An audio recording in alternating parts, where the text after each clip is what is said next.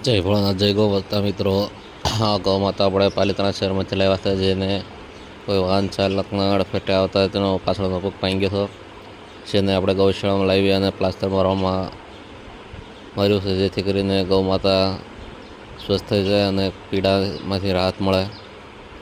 જેથી કરીને કહેવું પડે કે આપણે થોડુંક વાહન ધીરે ચલાવીએ અને થોડીક સાવચેતી રાખીએ, જેથી કરીને આવા અબોલ જીવોને પીડા ન ભોગવવી પડે. અને આપણે તો